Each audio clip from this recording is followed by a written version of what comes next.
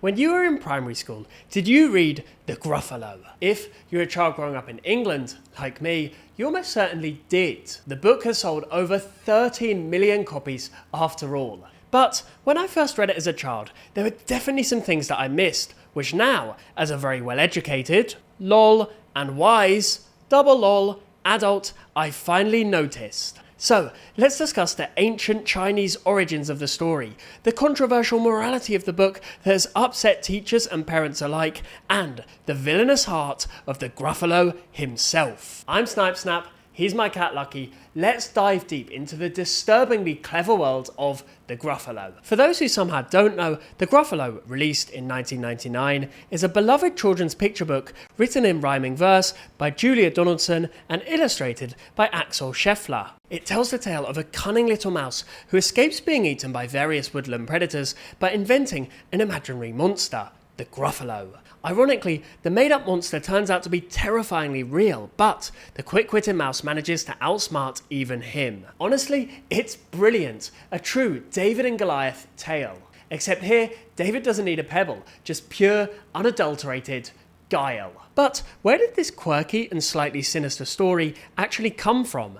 What inspired the Gruffalo? Well, Julia Donaldson has explained that the Gruffalo was inspired by a particular folktale. In her words, I unearthed this tale about a girl who goes for a walk in a forest and meets a tiger who threatens to eat her. Thinking quickly, she says, I'm the queen of the forest. If you eat me, everyone else will take revenge on you. A clever tale about harnessing a greater power, right? But hold on to your knobbly knees, because that's not the whole truth. Donaldson has also admitted in different interviews that she was actually inspired by a Chinese folktale about a fox. Any reader familiar with Chinese culture will instantly recognize the story as a reworking of the Chinese fable, The Fox That Borrows the Terror of a Tiger. In this version, a cunning fox convinces a hungry tiger that he's the king of all animals. As the two stroll together, the tiger sees other animals fleeing in terror, not realizing they're running from him, and concludes the fox truly is king.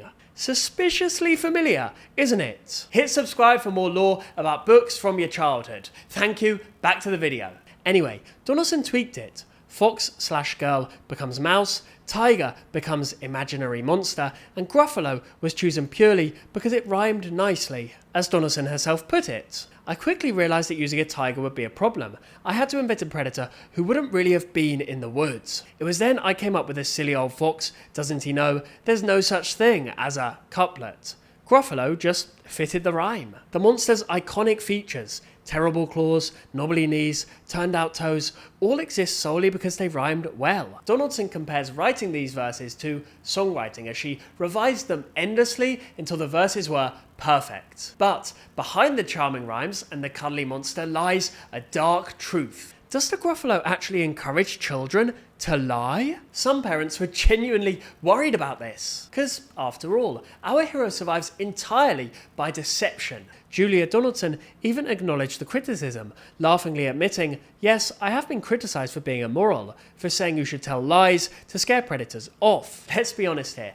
Mousy wasn't fibbing for fun, it was for survival. It's cunning, not cruelty. It's wit, not wickedness. Donaldson argues the mouse's lies are justified as a defence against bullies. Brains over brawn, not deception for deception's sake. Critics have fun debating this. One reviewer hilariously summed up the moral as using your imagination and brain power, read lying, to protect oneself from predators. The book cleverly flips the boy who cried wolf moral on its head because here the lie actually comes true, and kids love it. In fact, young readers see themselves as the resourceful underdog outsmarting the bullies. Fox, owl, snake, and even Mr. Gruff himself. Rather than learning to lie, kids learn ingenuity and bravery, which is exactly the kind of subtle moral storytelling Donaldson prefers. Interestingly, if you go back to the Chinese origin, the fox was originally criticised for deceiving others and not knowing its place. Donaldson, however, turned this narrative upside down,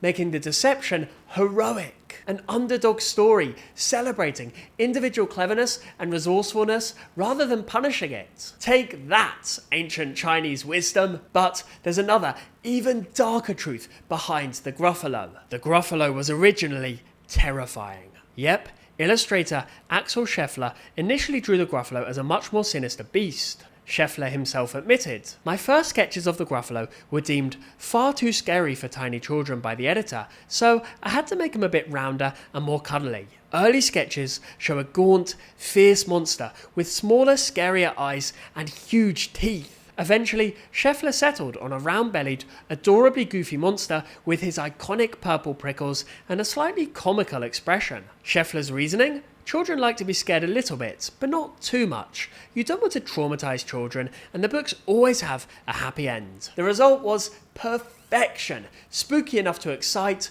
but not nightmare-inducing. Exactly why it's a picture book legend. And just for good measure, I'ma give you one final truth. The Gruffalo is not preachy. Donaldson never intended a heavy-handed moral lesson. She openly says she never starts with preachy intentions, saying, "I like to think I've got good moral principles, so they're likely to come out in the writing, but I don't like to think to myself, I wish children would share more. Maybe I should write a story where children share." Her primary goal is simply a strong narrative, an exciting story, a subtle message in brains-beating brawn. Fellow children's author David Walliams praises Donaldson for not writing overly sweet, sanitized tales. Her stories embrace real danger, allow mischief, and show imperfect characters getting out of trouble through wit.